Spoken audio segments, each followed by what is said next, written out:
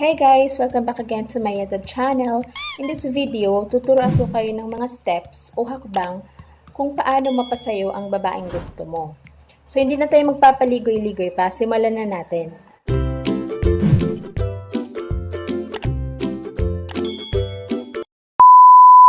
Step number 1. Maging malinis. Kailangan mong maging malinis sa katawan. Alam mo kung bakit? Dahil dyan kami natuturn on sa mga lalaking malinis sa katawan. Dagdag pogi points yan. Hindi mo kailangang maging gwapo para lang magustuhan ka. Hindi mo kailangang maging maputi. Hindi mo kailangang maging matangos ang ilong para lang magustuhan ka. Maging malinis ka lang, sapat na. Step number 2. Lapitan at kausapin. Huwag kang matakot. Lapitan mo. Ipakilala mo yung sarili mo, like pangalan mo. Tapos, itanong mo rin yung pangalan niya. Huwag mo munang kunin yung number niya dahil siguradong hindi niya ibibigay yon. Dahil kaming mga babae, hindi kami basta-basta nagbibigay ng number sa kung sino-sino man na hindi pa namin kilala. Step number 3. Kaibiganin. Subukan mong maging malapit sa kanya. Kaibiganin mo. Alamin mo yung mga gusto niya at ayaw niya. Dahil sabi nga nila, friend is the beginning of love. Alam natin yan. Dapat marunong ka rin magpatawa minsan, hindi puro seryoso. Step number 4. Sa step na to guys, dito mo na kukunin yung number. Kahit magkapit-bahay lang kayo, kunin mo pa rin yung number niya. Ang purpose natin dito ay para makamusta mo siya palagi, yung mga ganon. At huwag kalimutang i-text siya ng good morning tuwing umaga, good afternoon pagtanghali, good evening paggabi, at bago ka matulog, huwag mong kalimutan na i-text siya ng good night. Siyempre, hindi puro text, kailangan mo ring tumawag sa kanya minsan. Alam mo kung bakit? Dahil dyan kami kinikilig. Tips lang, huwag na huwag manligaw sa text. Huwag mo rin dalas-dalasan tumawag. Dahil alam mo kung bakit? Nakakasakal yan. Step number 5. Ipasyal sa park o yayain magsimba. Kung feeling mo parang close na kayo, pwede mo na siyang yayain magsimba o mamasyal sa park. But wait, be a gentleman, okay? Kailangan mong sunduin si girl sa bahay nila at sabay kayo pumunta sa kung saan mang gusto niyong pumunta. At syempre, kailangan mo rin siyang ihatid pa uwi. Payo lang, wag na wag mong gagawin yung, sige, kita na lang tayo sa ganyang lugar. Big no yan, ha? Nope. Kasi mafe-feel ni girl na hindi ka sincere.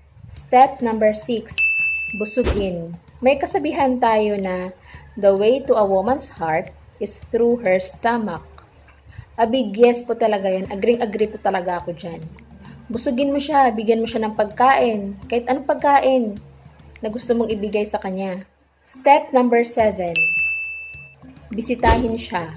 Bago ka dumalaw, kailangan mo munang magpaalam sa kanya kung okay ba siyang bisitahin. Dahil kung gusto mo ang isang tao, hindi lang puro text o tawag ang gagawin mo. Kailangan mo rin siyang bisitahin. Kailangan mo rin siyang kamustahin personal, ganon. Hindi ibig sabihin nun na araw-araw mo siyang bibisitahin, ha? Nakakasakal yun. Siguro kahit mga once a week mo lang siyang bibisitahin, pwede na yun.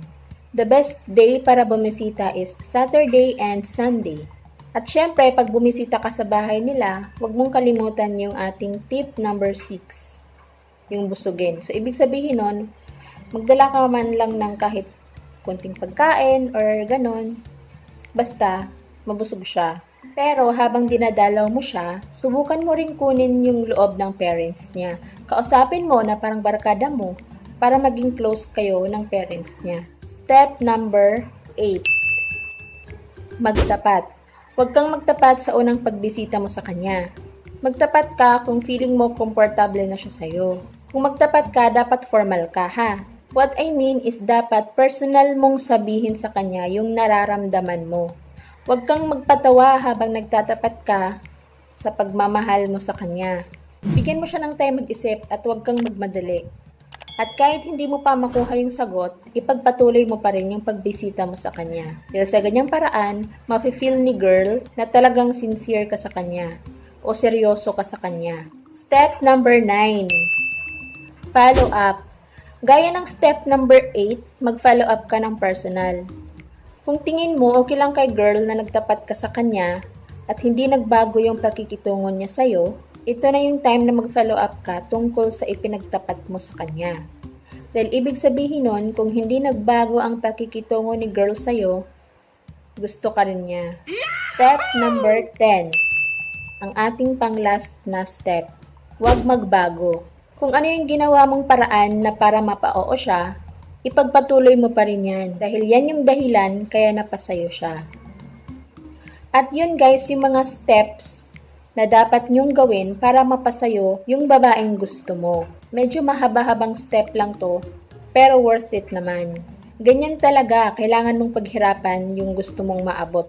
At yun guys, kung nagustuhan nyo yung aking video, huwag po kalimutan mag-like. At sa mga hindi pa nakapag-subscribe, mag-subscribe na po sila sa aking YouTube channel. I-click lang po yung subscribe button sa baba. At huwag kalimutang pindutin ang bell button para once may bago akong video, ma-update ka.